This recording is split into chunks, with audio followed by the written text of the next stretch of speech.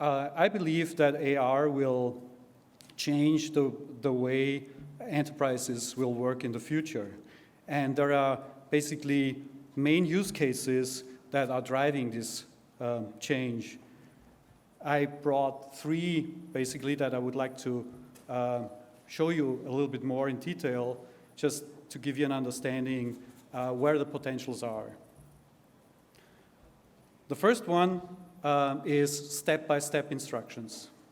So there's a huge opportunity here to provide information on top of the real objects, instructional information that help people to understand how to operate, how to repair, or how to manufacture products. And in fact, the term AR was coined in the 1990s by two Boeing researchers who used a kind of head-worn device to display wiring harnesses, and in this way helping the technician to put the wires in the right place. So this was basically a first step-by-step instruction application, and I cannot emphasize the power of that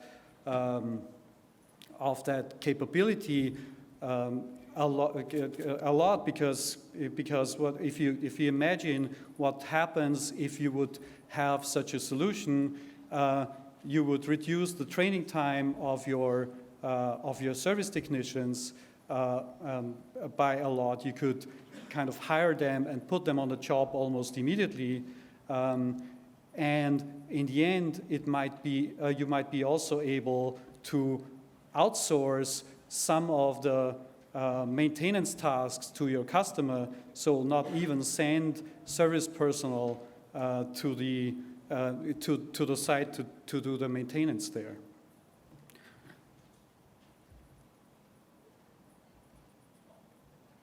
The second use case that I brought is product visualization.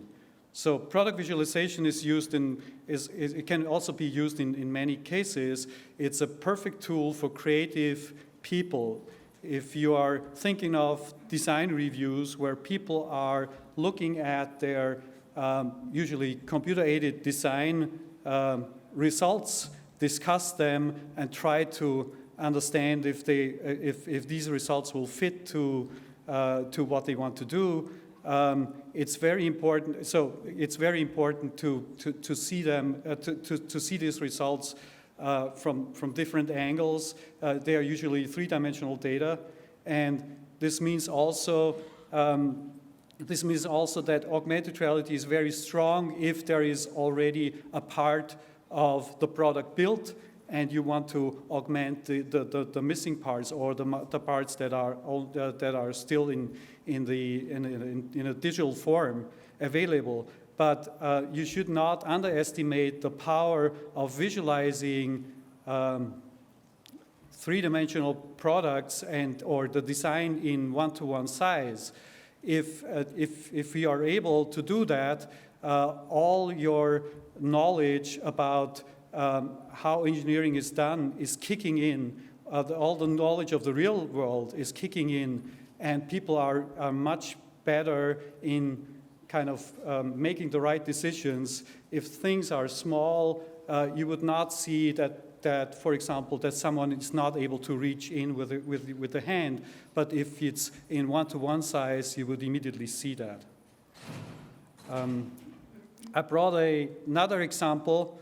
And before I start the video here, this is product visualization for sales, basically. So going back to the sales use case, this is a demonstration that was given by Steven Guggenheimer at the Microsoft Build conference this year. It shows a sales setting or a sales case for Caterpillar. And I cut the video short to make it fit into this 12 minutes talk here. he was basically showing an AR system where he, before that, where he was displaying a small model of the caterpillar on a catalog.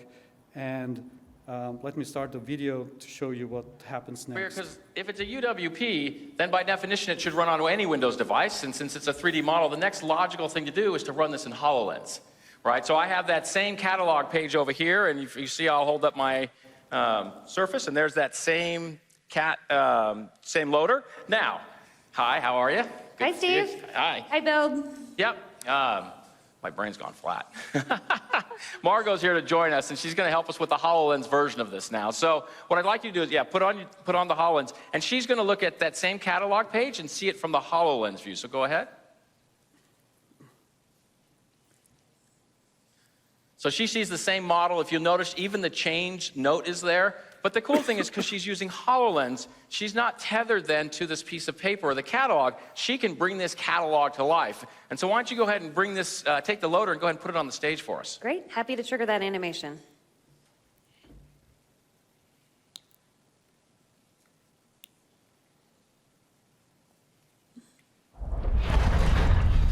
Great.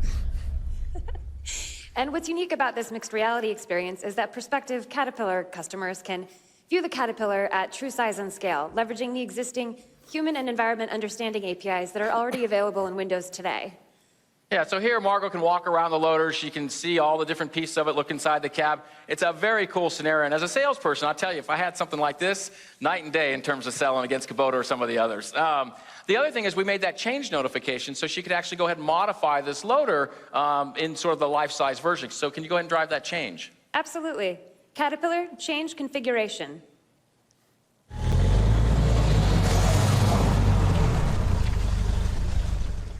Oh, I like that. So when they talk about the magic of software, I think it's all right there. So hardware, software, the cloud, bringing it all together, real world scenario. Thank you, Margot, for helping us out with this. Appreciate it. Thank you. Thank you. Big hand for Margot. Thank you. All right, just a few words to the last video. When we showed such a video to salespeople, they immediately react like, "I want to have that for my product." So I think this is really something which is amazing, and just imagine all the variations of your product. You can never bring all the variations of a product to a sales pitch, but in this way you would be able to kind of bring it somehow.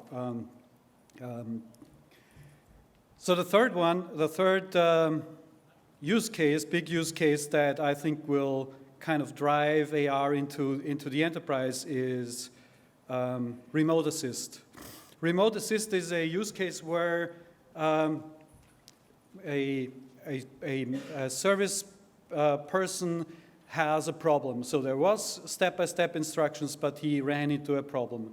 And he needs to call a remote expert, and usually big companies have these remote experts, but the communication channel between these two people is usually very thin, and there is a lot of communication errors possible. And AR has the potential to reduce these communication errors to a minimum. So good remote assist systems allow the remote assistant, the remote expert, to form his own picture of the situation. They allow to annotate in 3D live, so that the person, the service technician out there in the field has the feeling that someone is almost next to him and is helping him. If the system is, from a technical point of view, constructed in a way that it introduces another communication overhead, again, there is the chance that errors will be introduced. And also, so now if we put all that together to the service case, you could imagine in the future a service technician would go out there, scan with the camera the product identification code, downloads from the enterprise service server all the necessary data that he needs for his maintenance job for this individual product that he's standing in front of. He would kind of follow the instructions. If he runs into a problem, he would kind of push a button and calls the expert, and the expert will help him to solve the problem, which means this reduces, the benefits are obvious, basically. Service personnel does not need to go that often to the customer, and this means a very high return of investment, basically, that you get out of such a system. All right, let me switch a little bit to, if you allow me, to what Vuforia is doing here. We believe that all these use cases are possible today with existing technology, and to support these use cases, we are introducing at the moment 2 new features to Vuforia that will help to enable those much better. The first one is a marker type that we call Viewmark, and it's different to other marker types that you've seen before because it's doing 3 things at the same time. It allows augmented reality on any product, on anything out there. It carries a unique ID, which is really important because you want to have the service data of this unique product that you want to download. So you need the kind of the serial number, basically, to identify the product out there, which is different to any other image recognition solution that might be out there. And the most important and most differentiating feature of the Viewmark is that it is designable. So it's not a fixed design that never fits to your corporate identity. It can be designed so that it fits to the product design, basically. And it integrates into the product, and therefore we think this will make a lot of sense. The other feature that we are introducing is support of Windows 10. And support of Windows was always the operating system of the enterprise, and AR not running on Windows is not really helping to introduce AR into the enterprise. So this will help the industry to run AR on the newest Surface products from Microsoft, as well as the HoloLens, which is, as you saw before, a very, very nice step forward to have hands-free experiences. So this is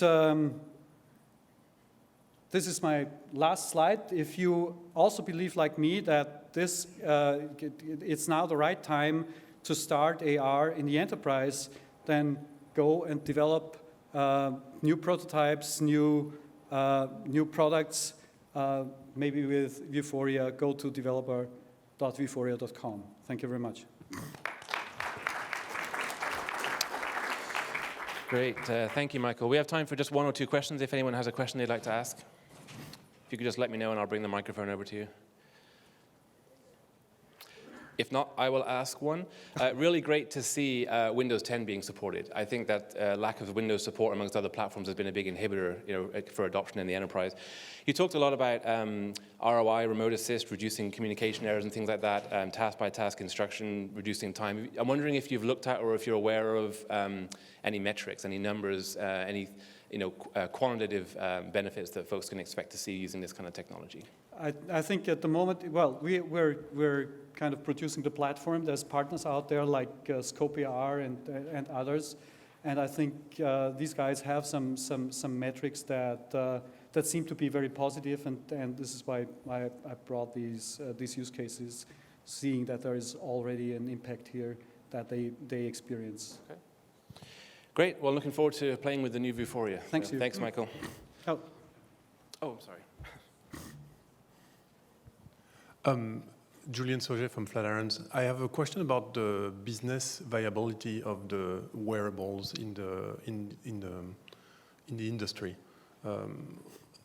Mechanics, thousands of mechanics, companies struggling with buying an iPad, trying to go to Android to reduce the cost, and HoloLens, $3,000. What's your experience with that? How does that fly in your world, in the Vuforia world? I think, well, our position from the Vuforia point of view is that we see head-mounted displays coming. They are not right there. From a price point of view, maybe also not from the technology point of view, but we are trying to build our platform so that you can build an application now for a tablet or a mobile phone, and if the devices are ready to be used, you just redeploy it on the devices. So this is the strategy. We try to be as broad as possible on the platforms and make the development as easy as possible so that you can only write one application. This is also the case now. If you have an Android and iOS application, it's easy to kind of recompile it basically for Windows. And there's also a demonstration out there on our booth where you see the same application on 4 devices, which was only written once. Very good. Thanks, Michael. Appreciate it. If we can thank the speaker.